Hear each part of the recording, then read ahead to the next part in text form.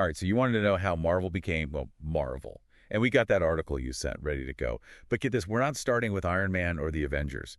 We're going way back before the MCU, before even, like, TVs are a thing. Really? Yeah, I'm talking 1939, Timely Comics, the company that started it all. Wow, that's... They released Marvel Comics, #1, sold 80,000 copies. A huge deal back then. I bet. That first issue had the Human Torch, Namor the Submariner. I mean, talk about your OG Marvel heroes. Even Captain Marvel and Captain America, they popped up super early, 1940. And guess what? Cast's first comic. He's punching Hitler right there on the cover. Wow, so like tied into what was happening in the world. Exactly. World War II was raging, people needed heroes, and Timely Comics delivered. Especially Captain America, he was this symbol of hope against, well, fascism. It's amazing how these early comics, they really tapped into that, huh? Totally, but then the war ended, and superhero comics, they kind of lost their appeal. Yeah, makes sense. So what happened then? Timely Comics, they rebranded as Atlas Comics in the 50s. They moved away from superheroes, tried westerns, horror, even romance comics. So like following the trends. Exactly, adapting to what people wanted. But then, the big question, how did we get from Atlas Comics to the Marvel Universe we know? Ah, that's where the legend Stan Lee comes in. The 1960s, that's when everything changed. Oh yeah, Stan the Man. His idea, it was revolutionary. Make superheroes relatable, give them real problems, flaws, make them human. Yeah, like they weren't just invincible, they had stuff to deal with. Exactly, and that's what made Marvel different. People connected with that. And that's still the heart of the MCU, right? Yeah. Even today, the biggest Marvel movies, they explore loss, grief, responsibility. It's what makes those stories, well, hit so hard. It's true, that focus on flawed heroes, it's timeless. Totally. So we've got the Marvel Universe booming in the 60s. But what about movies? Any early attempts to bring these heroes to the big screen? I mean, there were a couple, a Spider-Man TV movie in 77 and Doctor Strange in 78, but not exactly blockbusters. And here's the thing, Marvel Studios as we know it didn't even exist yet. So how did that happen? Things started moving in 81. That's when Marvel Productions got set up in Los Angeles. Okay, so they were thinking bigger. Yeah, and then things got really interesting. How so? 1986, New World Pictures buys Marvel, forms Marvel Entertainment Group. Leads to the Incredible Hulk returns in 88. I kind of remember that one. Then, boom, businessman Ronald Perelman buys the whole thing for $82.5 million.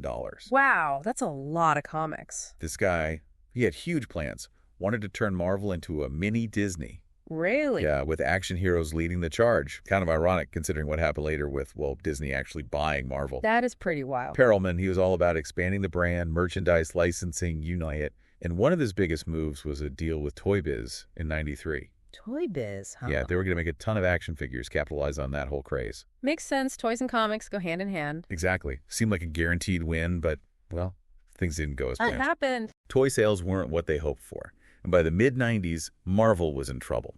Big financial trouble. They had to make some tough choices.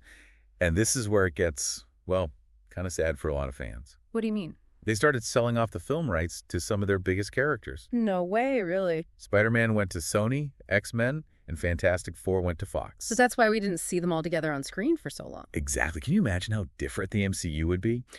But Perelman, he was still determined to get Marvel movies made. And that's what led to the creation of Marvel Studios in 1996. Finally. But the twists and turns weren't over yet.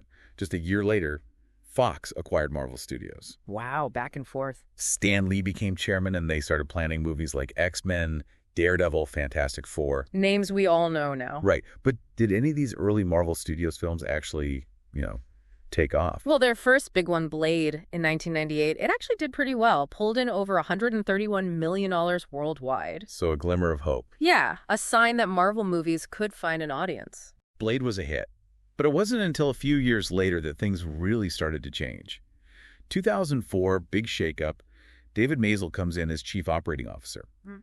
This guy, he had a vision, and he wasn't afraid to take risks. Interesting. He managed to secure a massive loan, $525 million. Wow, that's a lot of money. It was, but there was a catch, a big one. If Marvel didn't make successful films within 8 years, they'd lose the rights to 10 major characters. 10? Like, who are we talking about? Black Panther, The Avengers, Nick Fury. Imagine the MCU without them. It'd be completely There different. was too much pressure to think about. Mhm. But Maisel and his team, they weren't giving up that easily. So what did they do? In 2005, they made a game-changing move, a distribution deal with Paramount Pictures. This deal, it allowed them to get back the rights to Iron Man, Thor, and Black Widow. So they were starting to assemble the pieces for the MCU. Exactly. And then 2007, the year that changed everything. Kevin Feige, he gets promoted to president of Marvel Studios. Now things are about to get really interesting. Okay, so David Maisel gets this huge loan, the pressure's on, and then in comes Kevin Feige. Yeah, what was it about him that made him, like, the right person for the job? It's like everyone says Feige just gets it, you know? He really does. I mean, he understood the source material, the comics, like, inside and out. Right. But more than that, he had this vision how to bring those stories to the screen, make them feel real. And he knew it could be more than just, like, one-off movies. He saw the potential for a whole universe, all connected. It's pretty incredible when you think about it. It is. So what were some of those early decisions that really shaped the MCU, like made it what it is today? Well, casting Robert Downey Jr. as Iron Man, that was a huge gamble. But man, did it pay off. RDJ, he was Iron Man. It's impossible to imagine anyone else now. I know, right? But back then, it was risky. He wasn't your typical, superhero type. Exactly. And that's what made it so brilliant. Feige wasn't afraid to cast actors who brought something different. He saw beyond the surface. He knew what those characters needed to feel real, to connect with people. It's like he had this instinct for it. He really did. So we had Feige, the vision, the bold casting choices. But what about the stories themselves? Yeah, how did he manage to, tie all these different characters and movies together? Well, one thing he did was plant those seeds, those post-credit scenes. Oh, yeah, I remember those. They would always leave you wanting more. Exactly. They weren't just random Easter eggs. They were hints at what was coming next, connections between characters. Like setting up future storylines. Exactly. Feige was playing the long game, and it kept audiences hooked. They knew there was a bigger picture, and they couldn't wait to see how it would all unfold. It was a brilliant way to build excitement for the whole franchise, keep people coming back for more. So it wasn't just about making good individual movies. Right. It was about building a universe that felt real, with its own history and rules. And that's what sets the MCU apart from other superhero movies, right? I think so. It's not just about the spectacle. It's about creating a world you can invest in emotionally, even intellectually. You said invest, and it reminds me, we talked about that big loan, $525 million. Oh, yeah. The pressure was on. If they didn't start making hits, they'd lose the rights to some major characters. It's crazy to think about what could have happened. I know. So how did that pressure affect things, creatively? I think it pushed them to be more innovative, to take more risks. They knew they had to deliver something special, something that would really resonate.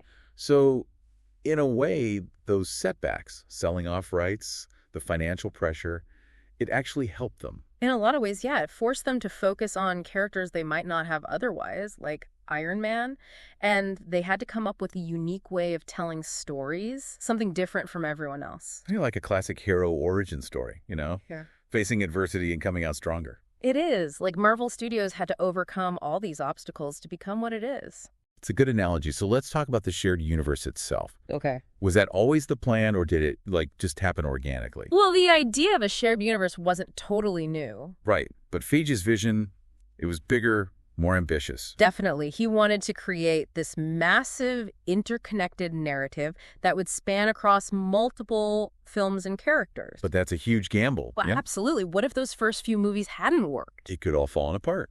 It could have. But Feige and his team, they believed in these stories, in these characters, and they had the talent to pull it off, to make it work. And they did. I mean, the MCU, it's a testament to their vision, their understanding of what makes these stories so powerful. They took a chance, and it paid off big time. I mean, think about it. It's crazy. The impact the MCU has had. It's massive, right?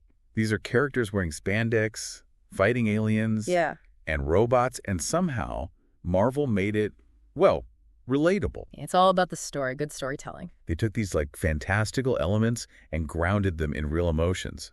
Exactly, stuff we can all connect with. It's what Marvel's been doing for decades. Since those early comics. Right. And they keep pushing boundaries too. Look at Black Panther. Yeah, that was huge. Superhero movie, mostly black cast, exploring, some really complex themes. Identity, responsibility, colonialism. It was a phenomenon. People were ready for diverse stories in the superhero world. It was a cultural moment, for sure. And They didn't stop there. They tackled PTSD in Iron Man 3, Oh, yeah. grief and loss in Endgame, even political corruption in The Winter Soldier. Right. It's not just about saving the world. It's about what these heroes go through. The human cost, Exactly. And that's what makes it so interesting. It's like a reflection of our world, you know? with all the messiness and the challenges. Yeah. And these heroes, they face real problems, make mistakes, they learn and grow. It's something we can relate to, even if we can't, fly or shoot lasers, It reminds you that even superheroes, they're human too. and that we can all be heroes in our own way. Exactly. Maybe not fighting Thanos. But facing our own challenges. With courage and, well, being good people. It's a good message, especially for kids growing up with these characters. Yeah, like it shows them strength can be a lot of different things. And that it's okay to be vulnerable, to struggle, to never give up. So, looking back at this whole journey from timely comics to, global domination. Yeah. What's the secret? How did Marvel do it? It's not just one thing. Right. It's a mix of, well, great leadership, taking risks, understanding stories. And creating characters that connect with people. Right? Yeah, it's not just about the action or the CGI. It's the heart they put into it. The human element within the fantastical. It all goes back to Stan Lee, making these characters relatable, giving them flaws, struggles. They feel real. Exactly. They kept that spirit from the comics, but kept evolving, too. Never stopped innovating, pushing boundaries, taking chances. And believing in the power of these stories. And now they've got the box office, TV shows. They're exploring the multiverse. What could be next? Who knows? I'm sure Kevin Feige has some tricks up his sleeve. I bet he does. But one thing's for sure, Marvel's going to keep pushing, keep challenging us, keep giving us stories that make us think. I can't wait to see what they do next. And for you listening, I think the biggest takeaway is that even the biggest successes, they start small. That's true. And even with setbacks, you keep going, adapt, change, and never forget the power of a good story. Maybe your story's just getting started. Who knows? Great point. This has been a really fascinating deep dive. It has. Thanks for coming along for the ride. Until next time, keep exploring, keep learning, and keep believing in stories.